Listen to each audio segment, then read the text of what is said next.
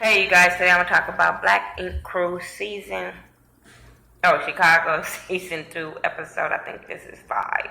I don't have no notes. I'm just gonna talk about it. And this episode was about Charmaine going home. But before I get to Charmaine going home, let's talk about the new girl, Kat, being at the shop.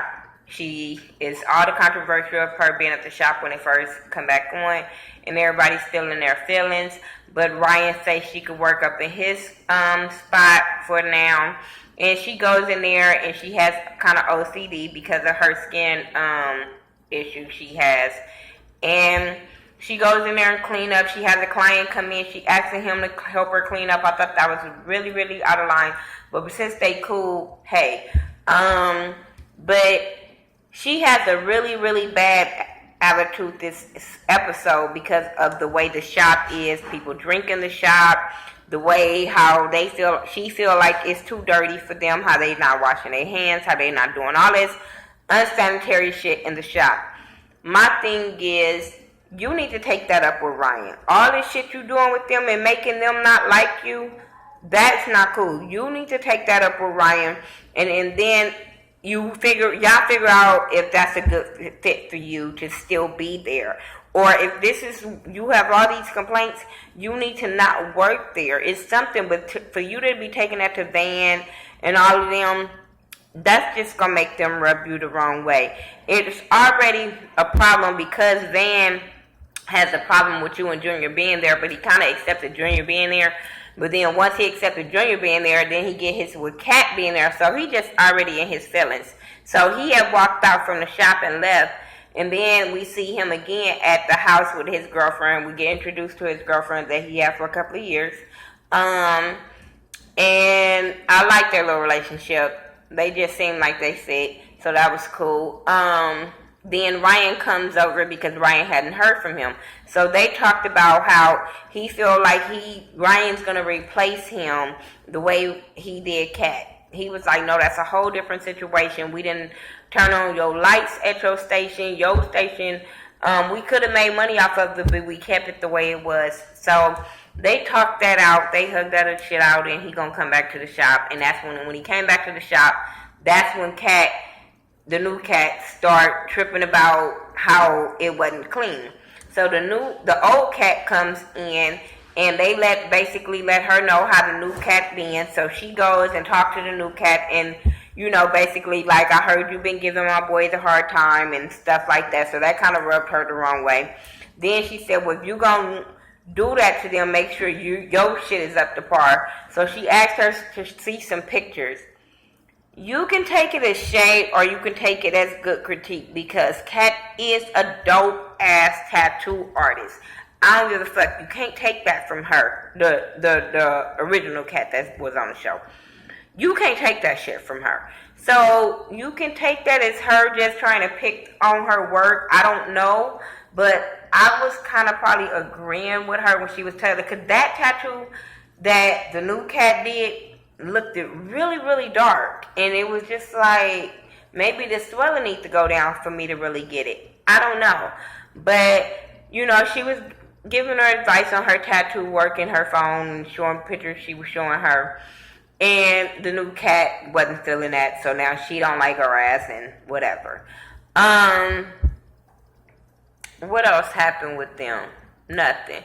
It's going to go down between them, the new Kat, and Van next week. And I'm sitting there like, Van, please don't make me cuss your ass out for being so disrespectful to women. I don't give a fuck. That's not going to happen. Don and his girl, Ashley, they meet up because Ashley still haven't talked to him about after she found out about the new baby or whatever. And so they go meet up, and then they kiss it out because he ended up lying and saying that he lied and she took his ass back. That's all that I saw from that whole bullshit ass crying and why you do this and oh, I'm going to be good and I've been good, and I'm just like, whatever. The new baby mama, she ended up coming to the shop. Bitch want too much camera time. That bitch wanted too much camera time that she was willing to film with him standing in the rain instead of y'all going to a back room in the shop or something. But you made her stand in the rain and film with you about this baby, and she called him a deadbeat, saying you been knew about the baby, you been a deadbeat. Then she said, you want to see your baby? Come get your baby. Take him to the car, then tell the little girl, oh, you don't want to go with your daddy? I hate bitches like that. I hate bitches like that. Bitch, you just wanted camera time, and you got it, and you still look like a fucking bird. Like, that was so fucking out of line for me, and I don't even like Don. But you can tell this girl really wants some camera time, that she would even allow her baby to be out there in the rain just for some filming, knowing you wasn't gonna let your baby go with him in the fucking first place, you fucking bird. Let's get on to Charmaine. Charmaine goes home because her parents is having this crawfish, literally crawfish thing they have. And I love crawfish. Oh my God, when I first moved to Texas and we went to somebody's card party and they had some crawfish and they taught us how to eat it. Bitch, I was eating them motherfuckers like Doritos, like Lay's, like you just can't eat one. They had like a whole bowl on the table for the card party and you was able to just, man, oh yeah, that was probably the best part of living in Houston that I ever had, was eating them fucking crawfish. I promise you, that shit was good. But she goes down there and she still hasn't told her parents that she broke, she got her car repoed, and her ass is making $6 an hour at Ryan's shop. Well, at least that's what Kat said. And apparently that's true because, bitch, you got your car repoed because you couldn't need to pay, you had to pay your rent or your car note. And I'm just sitting there like, how much are you really getting paid from Ryan's shop? I'm just saying. So she takes Ryan and Danielle with her.